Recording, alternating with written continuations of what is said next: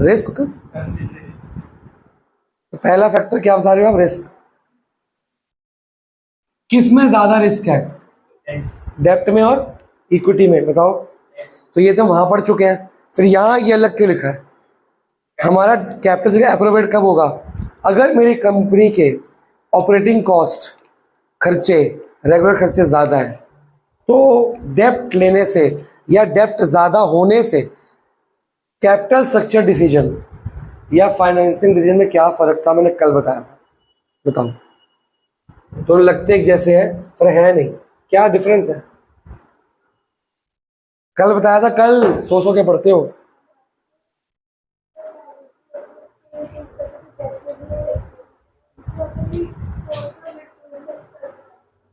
वहां चूज करने की, रेस करने के लिए फंड क्या चाहिए, बेटर है डेप्ट बेटर है मेरे को या इक्विटी? वो मेरे अकॉर्डिंग टू प्रोस्पेक्ट्स। या है कि मेरा स्ट्रक्चर स्टेबल कैसे हो, ज्यादा डेप्ट होना चाहिए, ज्यादा इक्विटी, ज्यादा का क्या कम करूं, क्या बढ़ाऊं, कैसे करूं? ऑलरेडी चलती कंपनी में क्या हेर फेर करूं मैं? उसमें कंपनी स्टार्ट हो रही है या नया डेप्ट ले रहे तो लेने वक्त, ये ऑलरेडी कंपनी चल रही है, इसमें हमारे में क्या ऊपर नीचे करना चाहिए कि प्रॉफिट्स क्या हो जाए, बढ़ जाए?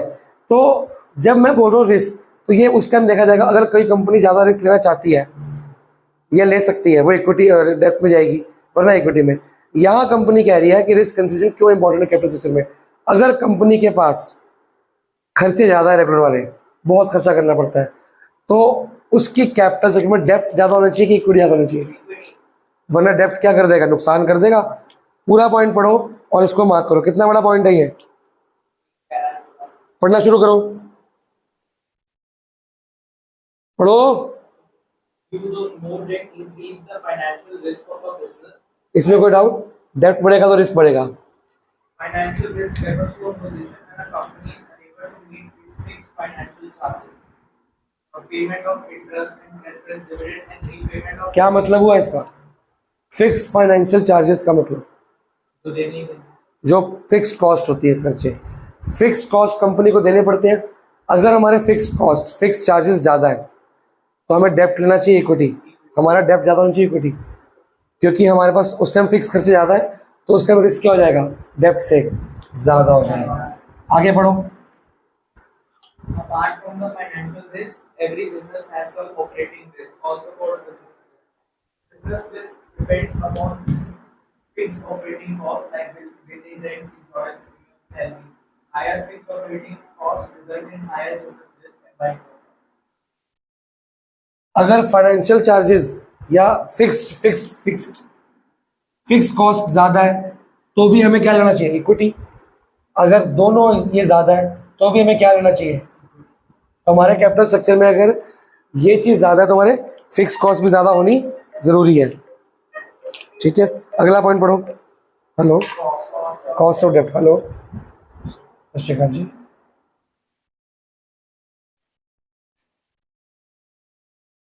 अच्छा कितने बजे?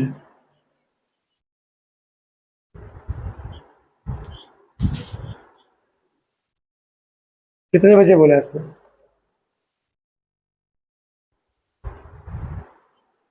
ओके, तो मेरे पास कितने बजे बोला? उसके तो मेरी क्लास ही होती है। फिर ये अभी बोल रहा आने को?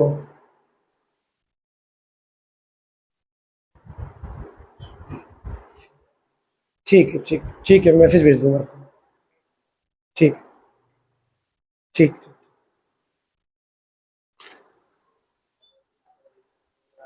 ठीक है, ठीक है, ठीक है, ओके, ठीक है, ठीक, ठीक है, ठीक है। हाँ जी, इम्प्रूवमेंट दिखा रहा है, धीरे धीरे इम्प्रूवमेंट हो रही है, काफ़ी इम्प्रूवमेंट हो रही है।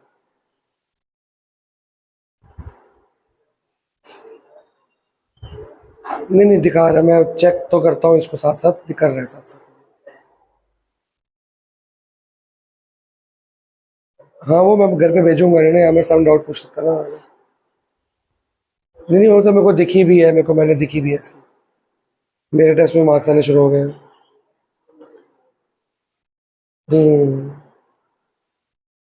जी जी जी। हाँ जी, हाँ जी, नहीं नहीं कोई दिक्कत नहीं, पूरा ध्यान रखा जाएगा। ठीक, ओके। बताओ जी कॉस्ट ऑफ डेप्ट क्या हुआ। कॉस्ट हमने ना दो पढ़ी थी, एक पढ़ी थी खाली कॉस्ट, एक होती है कॉस्ट डेप्ट या इक्विटी लेने से पहले, एक होता है डेप्ट के बाद जो इंटरेस्ट पे करते हैं वो। कॉस्ट ऑफ डेप्ट में किस कॉस्ट की बात हो रही है, क्या पढ़ा बातें करने के अलावा, क्या पढ़ा? पहले वाली बोली है कि बाद वाली बोली है? बाद वाली, रेट ऑफ इंटरेस्ट की डिवेंचर पे। अगर ज्यादा डेप्ट है कैपिटल स्ट्रक्चर में, मोर डेप्ट can be used in capital structure if cost of dept is, ये अंडरलाइन करो क्यों बोल रहा है। अगर कॉस्ट ऑफ डेप्ट कम है तो ज्यादा डेप्ट यूज कर सकते हैं। Why? What is the cost of डेप्ट? बोलो तो, कुछ शीट वीट तो निकालो, कहाँ है इस पे, मैं थोड़ी दूंगा शीट। जाओ टेस्ट तो दो। Cost of dept means rate of return of lenders on dept capital, कि कितना उनको रिटर्न मिलने वाला, रेट ऑफ इंटरेस्ट की बात हो रही है। अगर कॉस्ट ऑफ डेप्ट क्या है, कम, मतलब कि इंटरेस्ट का रेट क्या है, तो हम ज्यादा डेप्ट लेने की हालत में है, क्योंकि कम डेप्ट का इंटरेस्ट मतलब क्या हुआ, आरओआई क्या हो सकती है इससे ज्यादा। जब इंटरेस्ट कम होगा आरओआई क्या हो सकती है ज्यादा, उससे फेवरेबल फाइनेंशियल लीवरेज मिल जाएगी मेरे को, क्योंकि डेप्ट का रेट कम हो गया ना। अगर मान लो डेप्ट का 10% है और मैं कमाता 9% हूँ, तो क्या मेरे को डेप्ट लेना चाहिए? अगर डेप्ट का इंटरेस्ट 10% है और मैं कमाता 9% हूँ, जो रिटर्न ऑन इन्वेस्टमेंट है वो कितनी है, 9%, तो क्या मेरे को डेप्ट लेना चाहिए? लेकिन अब डेप्ट का रेट क्या हो गया, कम, 7% हो गया और मैं 9% ही कमा रहा हूँ, तो तब मेरे को लेना चाहिए। क्यों? उससे ट्रेडिंग ऑन इक्विटी हो सकती है कि नहीं हो सकती? तो अगला पॉइंट पढ़ो,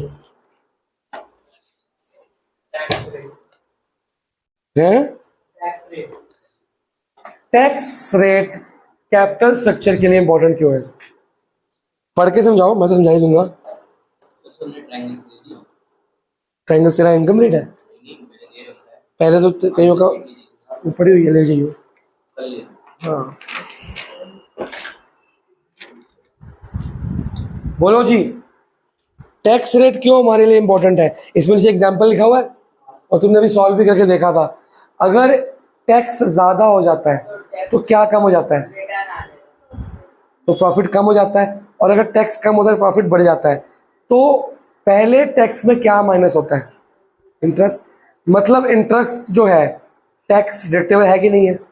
इंटरेस्ट को माइनस करके टैक्स दे रहे हैं। गवर्नमेंट कहती है जिनके ऊपर कर्जा है, डेप्ट है, वो अपना, अगर मान लो प्रॉफिट हुआ 8 लाख का और डेप्ट है ही नहीं, तो इंटरेस्ट कितना आएगा, 0। टैक्स का रेट मान के चलते हैं 30%, 40% मान के चलो, कितना आ जाएगा फिर, जब इंटरेस्ट है ही नहीं। अब टैक्स दूंगा कितना मैं, 3,20,000 ये टैक्स दूंगा, इससे प्रॉफिट कितना हो गया, कम हो गया, क्योंकि इंटरेस्ट डेप्ट नहीं है, सारी इनकम पे टैक्स लग रहा है, whole of the income is tax deductible. अब इंटरेस्ट आ गया, 2 लाख रुपए इंटरेस्ट मान के चल लो, अगर पूरे साल में 2 लाख का इंटरेस्ट दिया, अब जो टैक्स लगेगा किस पे लगेगा, और कितना हो गया, 40%, तो मेरा टैक्स कम हो गया कि नहीं हो गया? तो गवर्नमेंट कहती है जो लोग इंटरेस्ट देते हैं वो इंटरेस्ट की वजह से टैक्स कम देंगे, क्योंकि पहली कर्जे में है वो, समझ आ रहा है? पूरे साल का इंटरेस्ट टैक्स में क्या हो रहा है, माइनस होके जा रहा है। लेकिन अगर आप इंटरेस्ट नहीं देते तो आपको पूरे 8 लाख पे टैक्स देना पड़ेगा। तो टैक्स एक इंपॉर्टेंट चीज है जो हमारे को बताती है कि डेप्ट ज्यादा होनी चाहिए कि इक्विटी। लिखा गया लेकिन इंटरेस्ट ऑन डेप्ट is a tax deductible expense, ये टैक्स में कट जाता है, इसको देने के बाद हम टैक्स डालते हैं। टैक्स देने के बाद इंटरेस्ट नहीं देते, लेकिन टैक्स देने के बाद क्या देते हैं, डिविडेंड। तो dividend is not tax deductible. तो कई बार डेप्ट जो है मेरा वो चीपर साबित हो जाता है, ठीक है ना, टैक्स की वजह से मेरा डेप्ट क्या हो जाता है, चीपर साबित हो जाता है, क्योंकि ये क्या है, टैक्स में रिटर्न आ जाता है मेरे पास। पूरा पॉइंट पढ़ो, हेलो बताओ जी अगला पॉइंट। ये समझ आ गया कि टैक्स एक इंपॉर्टेंट डिसीजन है, मेरे को डेप्ट ज्यादा रखना है कि इक्विटी। अगर रिटर्न ऑन इन्वेस्टमेंट ROI, ये तो हमने बताया, हमारा ROI should be what, greater than what, अगर मेरा ROI इंटरेस्ट ज्यादा है तो मैं डेप्ट ले सकता हूं कि नहीं ले सकता? तो डेप्ट ज्यादा से क्या हो जाएगी मेरे को, ट्रेडिंग ऑन हो जाएगी कि नहीं हो जाएगी? लेकिन अगर ये उल्टा है वाइसा वर्सा, तो मेरे को डेप्ट ज्यादा नहीं लेना चाहिए, इक्विटी में खेलना चाहिए, तो ट्रेडिंग ऑन इक्विटी नहीं होगी। ये लिखा है, कुछ और लिखा है मेरे को पता नहीं है, मैंने ऐसी बोल दिया कुछ भी, आप चेक करो एक बार।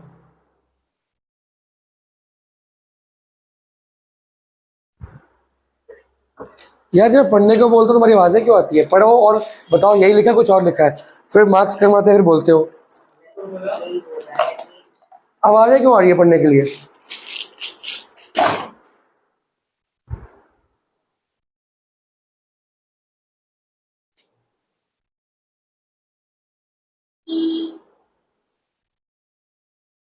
ये लैंग्वेज यूज कर लेना, या फिर ये भी यूज कर सकते हो, लिखना लिख सकते हो इसको।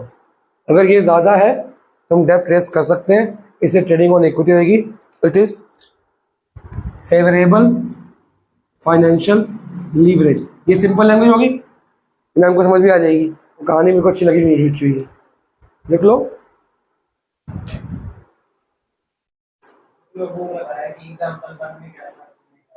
तो हम ये लिख सकते हैं, इसको लाइन बना के लिखना, एंड वाइसा वर्सा बाद में, कि उल्टा होगा तो उल्टा होगा।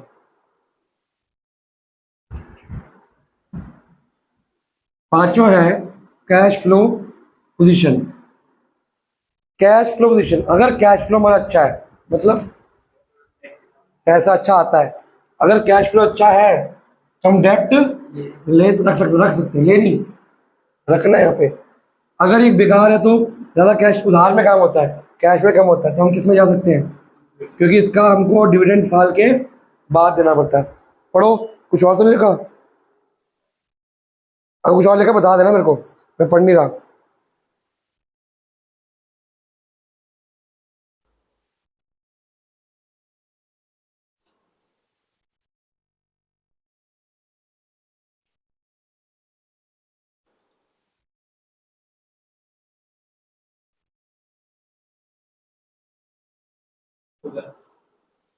सेम लिखा, कुछ और लिखा है? थोड़ी लैंग्वेज कॉम्प्लिकेट है यहाँ पे, पर आपको ये लैंग्वेज यूज करनी पड़ेगी, बिल्कुल सिंपल मत आया ना। EPS EBIT earnings words use करो महंगे महंगे, तो आंसर बढ़िया बनेगा आपका। लास्ट टॉपिक है लेकिन इंपॉर्टेंट टॉपिक है, छठा। इक्विटी को लेने के लिए क्या खर्चे करने पड़ते हैं? एक होती है फ्लोटेशन कॉस्ट, इक्विटी लेने से पहले वाली कॉस्ट, और what is flotation cost?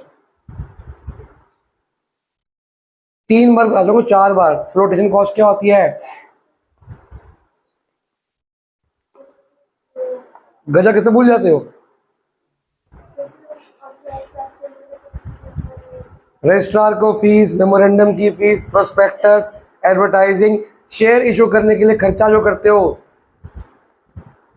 Preliminary expenses, इसकी एंट्री भी करते हो।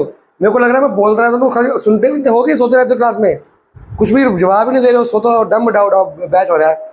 माने क्या तेरे को आज, ये आज मैं 5वीं दफा बता रहा हूँ व्हाट इज फ्लोटेशन कॉस्ट। अगले लेटर दोबारा आएगी, फिर बेटर होगा क्या होती है पता नहीं। ये क्या हो रहा है? सुनो ध्यान से, सुनोगे तभी तो आंसर निकलेंगे। फ्लोटेशन कॉस्ट क्या होती है जल्दी बताओ फिर से? इक्विटी रेज करने से पहले के खर्चे, इन्फॉर्म, एडवर्टीजमेंट, प्रोस्पेक्टस, सारे रजिस्ट्रार के बाद ऑथराइज्ड कैपिटल की फीस। क्या यहाँ पे उसकी बात हो रही है या किसी और चीज की बात हो रही है, ये बताओ मेरे को। या शेयर इशू करने से पहले की कॉस्ट की बात हो रही है कि बात की हो रही है? यहाँ बात की हो रही है।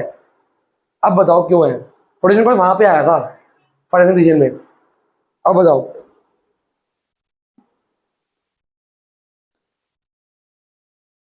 Rate of dividend on share, इसका मतलब यहां पे हो रहा है EPS, earning per share. Rate of dividend ये होता है, डिविडेंड नहीं होता ये, पर शेयर, पर बंदे को कितना मिलेगा, वो rate of dividend per share हो गया। व्हेन अ कंपनी इंक्रीजेस डेप्ट, the financial risk faced by equity holder also क्या हो जाएगा, जब डेप्ट रेस करेगी तो रिस्क क्या हो जाएगा, ये रिस्क किसका बढ़ेगा, इन लोग का बढ़ेगा, शेयर होल्डर का बढ़ेगा। आगे consequently their desired rate of return में इंक्रीज और मे नॉट। अगर डेप्ट लेंगे तो इनका ईपीएस बढ़ सकता है और गिर भी सकता है। अगर ये ज्यादा होगा तो ईपीएस क्या होगा, बढ़ेगा। अगर ये कम होगा तो ईपीएस भी क्या हो जाएगा, गिर जाएगा। मे और may not. Therefore a company can not use डेप्ट बियॉन्ड एक लिमिट के बाद हम डेप्ट यूज नहीं कर सकते। उससे क्या होगा, रिस्क बहुत ज्यादा बढ़ जाएगा पर अर्निंग उतनी नहीं बढ़ेगी। हम ये रिस्क क्यों लेते हैं, ये रिस्क क्यों लेता है कंपनी का बंदा, ताकि ये बढ़े। रिस्क का रिटर्न हमने 11th बेस में पढ़ा था, profit is the return for risk, first chapter में। तो रिस्क के बदले ये प्रॉफिट हो रहा है कि नहीं हो रहा, अर्निंग पर शेयर, तो ये रिस्क के बदले रिटर्न मिल रहा है। पर अगर मैं डेप्ट ज्यादा ले रहा हूं, रिस्क क्या हो जाएगा, बहुत ज्यादा, क्या अर्निंग उतनी बढ़ेगी, नहीं। एक लिमिट के बाद रिस्क बहुत हो जाता है, अर्निंग उतनी नहीं बढ़ती, कंपनी कर्जे में डूब सकती है और वाकई वो बैंकरप्सी की तरफ भाग सकती है। तो कॉस्ट ऑफ इक्विटी ध्यान में रखना बहुत ज्यादा जरूरी है। इफ डेप्ट is used beyond that limit point, cost of equity may go up sharply and share price may decrease in spite of increase EPS. कह रहा है कि एक टाइम ऐसा आएगा कि ईपीएस तुम्हारा हाई है, रिस्क भी तुम्हारा हाई है, रिस्क बढ़ रहा है और डेप्ट ले रहे हो और रिस्क बढ़ रहा है, ईपीएस भी बढ़ रहा है, पर बाद में तो ईपीएस से डिविडेंड बढ़ेगा, आपका अर्निंग बढ़ जाएगी, ईएटी क्या होगा, बढ़ रहा है। अर्निंग आफ्टर टैक्स जो डिविडेंड बाद में वो बढ़ रहा है, रिस्क बढ़ रहा है, ईएटी बढ़ रहा है। लेकिन बाद में एक टाइम ऐसा आ जाएगा अर्निंग पर शेयर भी बढ़ेगा, लेकिन जो शेयर का रेट है ना, रेट ऑफ शेयर, वो क्या हो जाएगा, गिर जाएगा। क्यों, रिस्क बढ़ने से अर्निंग बढ़ी, अर्निंग पर शेयर बढ़ी, फिर शेयर का प्राइस कैसे गिर रहा है, शेयर्स खत्म हो, शेयर खत्म होंगे ना, ट्रस्ट खत्म हो जाएगा। आप किसी कंपनी के शेयर लोगे, प्रोस्पेक्टस पढ़ोगे, उसमें देखोगे ना डेप्ट इक्विटी रेशियो क्या है। तो अगर डेप्ट इक्विटी से ज्यादा है, ये होती है डेप्ट इक्विटी रेशियो। अगर एक कंपनी का 10 लाख डेप्ट है, इक्विटी 20 लाख है, ये सही है गलत है, क्यों, किसने बोला, वो तो आइडियल है, उसको छोड़ो। ये कंपनी का इसके कर्जे कम है, अपना पैसा ज्यादा है, तो ये कंपनी पैसा कमा के डाल सकती है। लेकिन अगर उल्टा कर दूं मैं, 330 इसको कर दूं 10 इसको, अब आप देखोगे कंपनी का डेप्ट क्या है, बहुत बहुत बहुत। तो कंपनी अगर बिकना चाहे तो उसके पैसे नहीं है, तो इसलिए इसके शेयर की वैल्यू क्या हो जाएगी, गिर जाएगी। दोबारा पढ़ो ध्यान से बेटा, कॉम्प्लिकेट पूरे सिलेबस का से मुश्किल टॉपिक ये वाला है। कर दिया है, वो वसंत विहार पहुंच गया श्रीनगर, पोर्टर से भेजा उसने, वो कह रहा है वसंत विहार में श्रीनगर एक और है, वहां पहुंच गया। अब दोबारा लोकेशन भेजी है, वो आएगा वहां से, गाँव से वापस आ रहा है। बच्चों का अगर गेट बंद कर दें, कितने बच्चों को बोलूं, सब बच्चों को, मैं सबकी पिटाई कर देनी है। हर आधे घंटे में आके बोल दो, अरे करना क्या, सुनती थोड़ी, हर आधे घंटे में आके बोल दो, मैं आधे घंटे आके बोल दो, 10 दिन बोलो, फिर देखो क्या होता है। हर आधे घंटे में आके बोल दो, बोल दूंगी मैं। हाँ आप बोलो, सब सुनेंगे, फिर 5 दिन लगातार बोलो, फिर भी गेट बंद हो गया मेरा नाम बदल देना, ठीक है। पढ़ाने दो, वीडियो चल रही है। अगला पॉइंट क्या है, ये पॉइंट क्या है,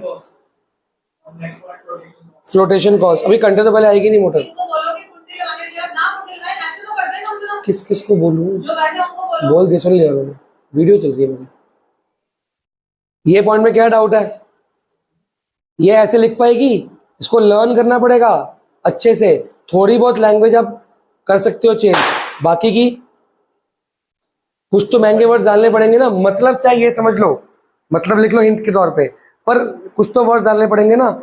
इस बुक का क्या, इस पूरे सिलेबस का मुश्किल टॉपिक है, फिर लास्ट में करा रहा हूं मैं, याद ही नहीं होता किससे। आगे फ्लोटेशन कॉस्ट, आइए बताया था क्या होता है। तो अगर कॉस्ट ऑफ रेजिंग फंड लिखा है कि नहीं लिखा, क्या लोन लेते वक्त ये कॉस्ट देनी पड़ती है मेरे को, क्या लोन की फ्लोटेशन कॉस्ट ज्यादा होती है कम होती है, बहुत कम, कुछ होती नहीं है, खाली अपने कागज देने, कागज तैयार होते हैं। लेकिन इक्विटी की फ्लोटेशन कॉस्ट ज्यादा है। अगर कंपनी का कैश नहीं है उतना, या नई कंपनी है, तो फ्लोटेशन कॉस्ट देगी नहीं देगी, उसका फिर क्या होगा, वो डेप्ट ज़्यादा लेगी। अगर कंपनी के पैसा एक्स्ट्रा पड़ा है तो वो दे सकती है। पूरा पॉइंट पढ़ो, जल्दी जल्दी जल्दी।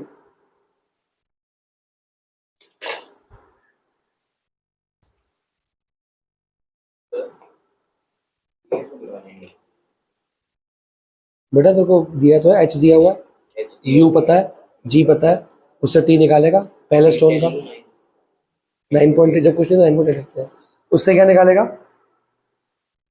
टी निकलेगा पहले का टी निकल गया, सेकंड स्टोन का टी 1 सेकंड माइनस कर दे, सेकंड का टी पता है, यू पता, जी पता, उसका वी निकाल।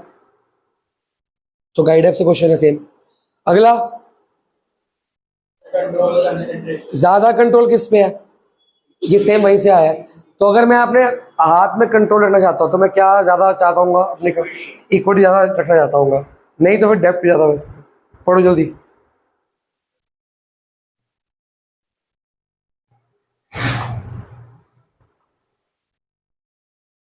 यहाँ एक और बड़ा अच्छा पॉइंट दिया है जो मेरी बात को कॉन्ट्रडिक्ट करता है। डेप्ट भी अच्छा होता है, वाई? यहाँ एक और बात लिखी है, एक टाइम के बाद ज्यादा इक्विटी इशू करने से क्या होगा, मेरी कंपनी में मेरा शेयर क्या हो जाएगा, कम। तो टेक ओवर के चांसेस बढ़ सकते हैं, लिखा हुआ है इसमें, बढ़ सकते हैं ना। तो एक लिमिट के बाद मैं डेप्ट भी ले सकता हूँ, चाहे मेरा उस पर कंट्रोल नहीं है, पर मेरी कंपनी में डेप्ट लेने से मेरी कंपनी में मेरा कंट्रोल क्या रहेगा, पूरा रहेगा।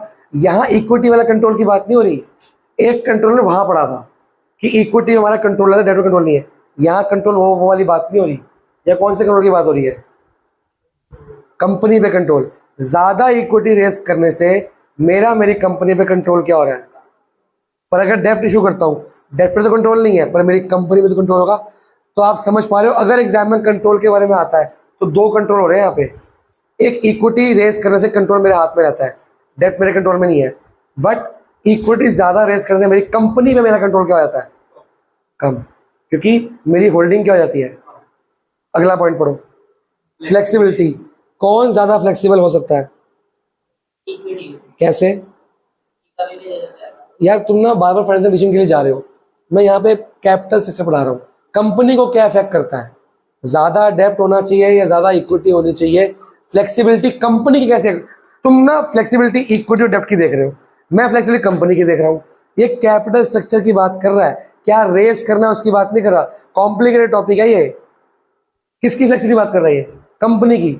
अगर डेप्ट ज्यादा है तो कंपनी की फ्लेक्सिबिलिटी को क्या इफेक्ट पड़ेगा, और डेप्ट कम है तो कंपनी की फ्लेक्सिबिलिटी क्या पड़ेगा, ये बात हो रही है। इक्विटी डेप्ट की फ्लेक्सिबिलिटी बात नहीं कर रहा वो, कंपनी की फ्लेक्सिबिलिटी। पढ़ो क्या कह रहा है वो, क्यों क्यों कम हो जाएगी, खुद सोच के बताओ, पढ़ के बताएगा वो भी। ज्यादा डेप्ट लेने से कंपनी की फ्लेक्सिबिलिटी क्या हो जाएगी, क्यों? क्योंकि हमें हर महीने फिक्स चार्ज देना है, रिजिड हो गए। कभी एकदम से ज्यादा प्रॉफिट को यूज करना है, सेव करना है, हम नहीं कर पाएंगे क्योंकि फिक्स खर्चे आ गए, देने पड़ेंगे।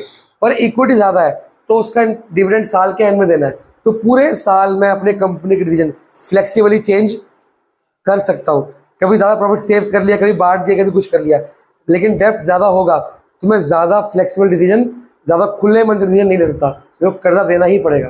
बात पकड़ में आई, ये बात करें। दोबारा पढ़ो,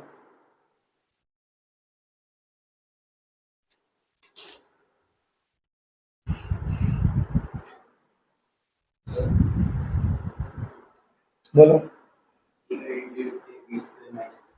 उससे थोड़ी होगा, उससे होगा ही नहीं।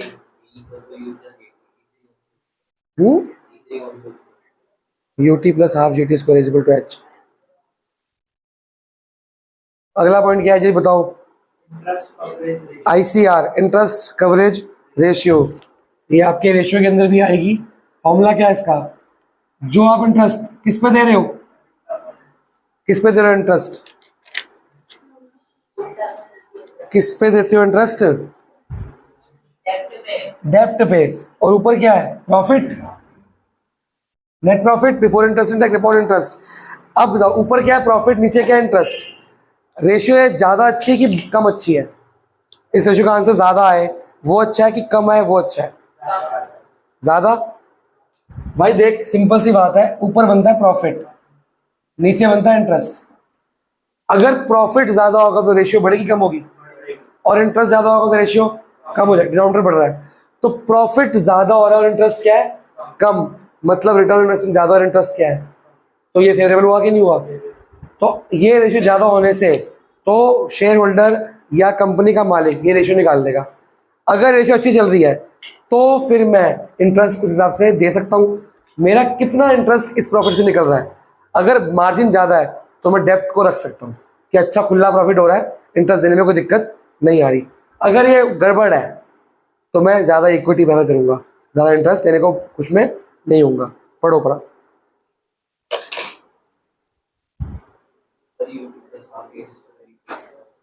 एच भाई तेरी, तेजस की और एक और बच्चे की हरकतें कैमरे में क्या हुई है बताया जाएगा अकेले में। हरकतें तुम करते हो, शरारतें, कभी सोचा करो किसके घर की बेल्ले मार के भाग रहे हो। हमेशा आजकल हर घर के कैमरे लगे हुए हैं। कभी कभी कोई बदमाश, कोई SHO, कोई पुलिस वाला, कोई भी हो सकता है, वो कोई भी हो सकता है ना, कोई नेता हो सकता है। सोचा करो, है किसी गलत बंदे की बेल मार के कोई बदमाश निकल आया, वो कोई SHO निकल आया, कोई पुलिस वाला निकल आया, तो तुम बेल्ले मार के जो भागे हो ना तीनों के तीनों, तीसरे बच्चे का नाम नहीं मेरे को पता, तीसरा कौन था, दो तो पता, तू और तेजस तो पता है मेरे को। तो क्यों क्यों करी ऐसी हरकत? वीडियो आई है मेरे पास पूरी, क्यों करी ऐसी हरकत? किसके घर की बेल मारी तुमने? तेजस का?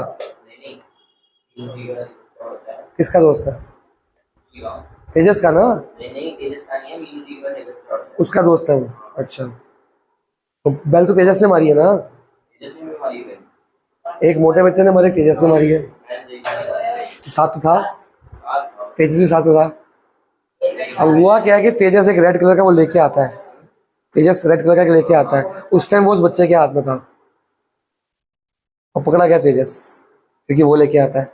क्योंकि कैमरे में एक साइड फ्रंट आई है, उसको 4 बच्चे आए, 3-4 बच्चे आए, और जो बैक साइड आई है, उस बच्चे के हाथ में वो है रेड वाला, और ब्लैक बैग है, वो तेजस का ब्लैक बैग है, और रेड वाला वो तेजस लेके आता है।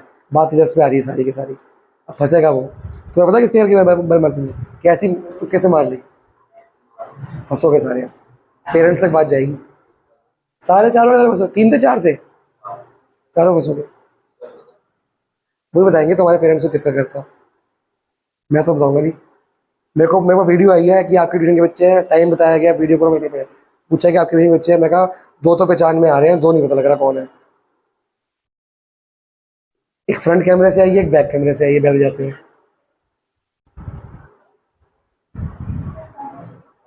क्या बेटा, अगर हायर ये रेशियो ज़्यादा है तो मतलब प्रॉफिट में मैं इंटरेस्ट दे सकता हूँ आराम से, तो मेरा रिस्क क्या हो जाएगा इंटरेस्ट के बदले? बहुत कम, तो मैं डेब्ट इशू कर सकता हूँ। सिंपल ये है। क्या लिखा है सर, पढ़ूँ मैं एक बार? Higher the ratio lower will be the risk of the company failing to meet its interest payment. जितना अच्छा रेशियो होगा उतना lower risk. However, this ratio is not an adequate measure, because sometimes a firm may have high EBIT, high profit, but low cash। वो cash flow के ऊपर बात आ गई कि कई बार प्रॉफिट अच्छा होता है। वो कहना चाह रहा है हायर ये रेशियो होगी तो मतलब कंपनी ज्यादा इंटरेस्ट दे सकती है। मान लो ये आ रहा है प्रॉफिट 10 लाख और इंटरेस्ट बैठ के आ रहा है मेरे पास 2 लाख, रेशियो क्या बना? 5:1, कि मैं इंटरेस्ट से 5 गुना ज्यादा, 5 टाइम ज्यादा कमाता हूं, तो मैं इंटरेस्ट दे पाऊंगा कि नहीं? तो ये बोल रहे हैं कि हायर ये रेशियो डिस्कस करते हैं कि हम कम रिस्क पे हैं और हम डेप्ट ले सकते हैं, बट ये प्रॉपर फाइनल आंसर नहीं है कि खाली ये सोच के तुम लोन ले लोगे। कैश फ्लो पढ़ा था कि नहीं पढ़ा? अभी आपका अर्निंग ज्यादा है, इंटरेस्ट कम है, पर ये अर्निंग कैश में आती कम है। कैश फ्लो क्या है? कम, उधार पे है भाई। हमारा अकाउंट्स किस बेस पे चलता है? कैश बेस पे या अक्रूवल बेस पे? अक्रूवल पे चलता है। क्या एंट्री करते हो अकाउंट्स में? जब पैसा कमाते हो या ऐसा मिलता है? जब पैसा कमाते हैं, हमने गुड्स सेल के उधार पे, हम एंट्री करते हैं कि नहीं करते? कि हम जब आएगा पैसा तब एंट्री करेंगे। कमाई किस दिन लिखते हो? जिस दिन गुड्स उधार में बिके या पैसा आएगा तब। तो अक्रूवल बेस, जब पैसा आएगा तब नहीं, जब दिन कमाई हो गई चाहे उधार पे। अब ये कमाई तो ज्यादा है, क्या पता ये उधार ज्यादा हो इसमें, तो क्या मेरे को ज्यादा इंटरेस्ट देने की ताकत है? नहीं है। तो वो कह रहा है, ये बताता है, डिटरमाइन करता है कि हाँ भी 5 टाइम्स ज़्यादा मैं इंटरेस्ट दे सकता हूँ, कोई टेंशन वाली बात नहीं है। सॉरी, इंटरेस्ट से फैक्टर ज़्यादा कमाता हूँ, बट ये फाइनल मेरा लॉजिक नहीं हो सकता। मेरे को कैश फ्लो, डिसीजन, कंट्रोल और बाकी सबको ध्यान में रखना, ये वन ऑफ द फैक्टर है, फाइनल फैक्टर नहीं है। समझ आ गया? इसको कंटिन्यू करेंगे अगली बार।